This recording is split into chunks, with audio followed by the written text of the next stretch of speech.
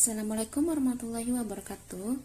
My name is Stephanie Aulia Rahman. I'm from English Language Education Semester 4 Regular Plus. My student ID number is 18820500031. With this video, I'm going to present my MITES project for language testing subject with lecture Istiara Diansari MPD, and the topic of this presentation is definition and principles of language assessment. How do you know if a test is effective? Designing a good test for assess language is not just give a test without determining some requirements who necessary or convenient to student in order to get better result. According to Brown, there are 5 fundamental criteria for testing a test, such as practicality, reliability, validity, authenticity, and watchback. Let's point out those are. First principle is practicality. An effective test is practical. This means that it is not excessively expensive. It's impractical when the test needs a lot of money and time also, while the costs counted cheaply. Stays within appropriate time constraint. A test that takes a student 5 hours to complete is impractical. It's relatively easy to administer. A test that takes a few minutes for a student to take and several hours for an examiner to evaluate for most classroom situation is impractical, and has a scoring evaluation procedure that is specific and time efficient. The examiner must give clearly procedure of scoring and have enough time to evaluate and time to announce the result. Furthermore, for a test to be practical, must pay attention to the following. Administrative details should be clearly established before the test. Students should be able to complete the test reasonably within the set time frame. All materials and equipment should be ready. The cost of the test should be within budgeted limits. The scoring or evaluation system should be feasible in teacher's time frame. Next principles, reliability. A reliable test is consistent and dependable. If you give the same test to the same student or match students on 2 different occasions, the test should yield the similar result. The issue of reliability of a test may be best be addressed by considering a number of factors that may be contribute to unreliability of a test. A number of sources of unreliability may be identified. 1. Student-related reliability.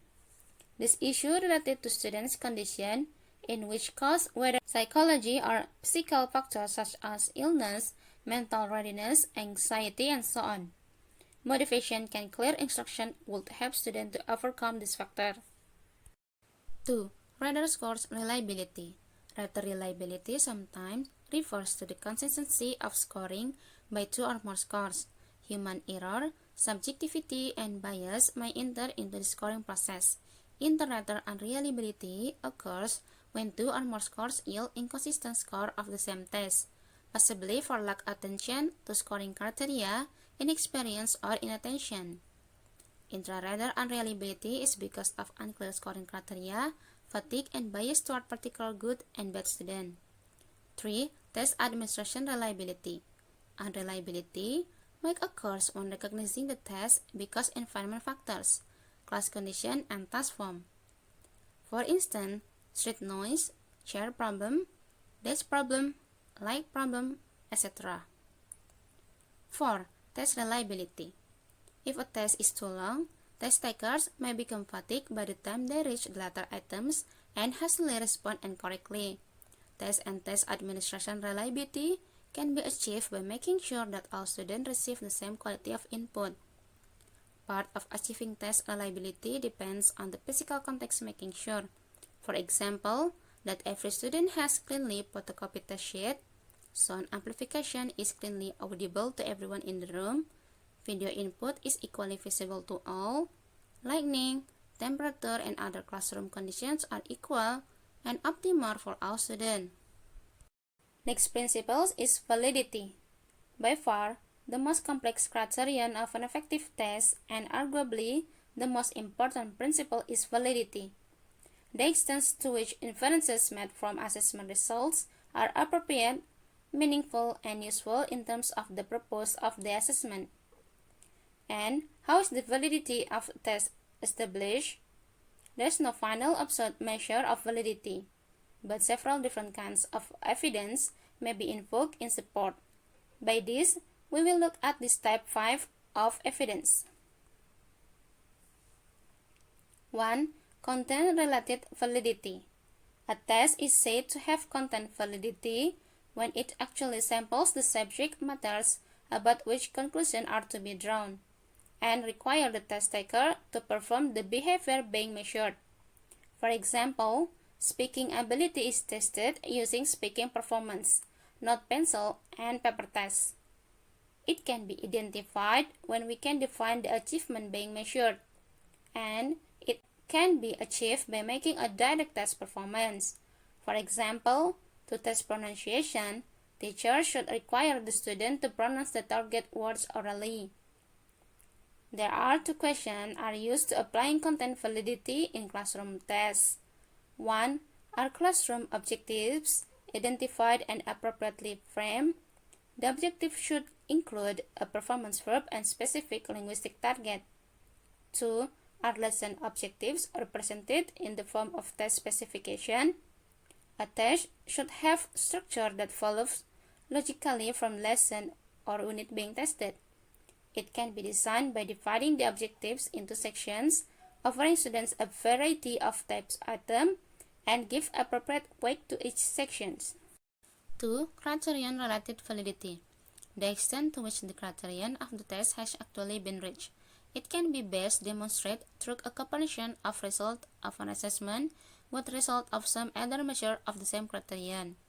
Criterion-related validity usually falls into two categories. 1. Concurrent validity. If the test results supported by other concurrent performance beyond assessment. Example, high score in English final exam supported by actual proficiency in English. 2. Predictive validity. To assess or predict the test taker's likelihood of future success. Example, placement test and admission assessment. 3. Construct-related validity. Construct validity asks, does the test actually touch into the theoretical construct as it has been defined? An informal construct validation of the use of virtually every classroom is both essential and feasible. For example, the scoring analysis of interview includes pronunciation, fluency, grammatical accuracy, vocabulary use, and sociolinguistics appropriateness. This is the theoretical construct of oral proficiency. Construct validity is a major issue in validating a large-scale standardized test of proficiency. 4. Consequential validity. It includes all the consequences of a test, such as its accuracy in measuring the intended criteria, its impact on the test taker preparation, its effects on the learner, and the social consequences of test interpretation and use. One aspect of consequential validity which draws special attention is the effect of test preparation courses and manual on performance. 5. Phase validity. Phase validity is the extent to which students view the assessment as fair, relevant, and useful for improving learning. It means that the student perceives the test to be valid. It will be perceived valid if it samples the actual content of what learner has achieved or expect to achieve. Nevertheless, the psychological state of test taker, confidence, anxiety is an important aspect in their peak performance. Tests with high phase validity has the following characteristic: well constructed, expected format with familiar tasks, clearly doable within the allotted time, clear and uncomplicated test item, crystal clear direction, tests that relate to student coursework, a difficulty level that present a reasonable challenge. Another praise associated with phase validity is bias for best. Teachers can make a test which is biased for best by offering students appropriate review and preparation for the test, suggesting strategies that will be beneficial, or structuring the test so that the best student will be modestly challenged and the weaker student will not be overwhelmed. Authenticity. Bahman and Palmer define authenticity as the degree of correspondence of the characteristic of a given language test task to the features of target language task, and then suggests as agenda for identifying those target language tasks and for transforming them into valid test items. Authenticity can be presented by using a natural language, contextualizing the test item, giving meaningful, relevant, interesting topics for the learners, providing thematic organization to the item, such as through storyline or episode, giving tasks which represent or closely approximate real-world tasks. Final principles. Washback. In general terms, washback means the effect of testing on teaching and learning. In large-scale assessment, it refers to the effects that tests have on instruction in terms of how the student prepare for a test. While in classroom assessment, washback means the beneficial information that washes back to the students in the form of useful diagnosis of strengths and weaknesses. Enhancing washback, the teacher should comment generously and specifically on task performance, respond to as many details as possible, praise strengths, criticize weakness constructively, and give strategic hints to improve performance. The teacher should serve classroom tests as learning device through which washback is achieved. Students' incorrect response can become a window of insight into further work. Their correct responses need to be praised, especially when they represent accomplishment in a student's interlanguage. Washback enhances a number of basic principles of language acquisition: intrinsic motivation, autonomy, self-confidence, language ego, interlanguage, and strategic investment, among others. Washback implies that students have ready access to the teacher to discuss the feedback and evaluation he or she has given. Conclusion.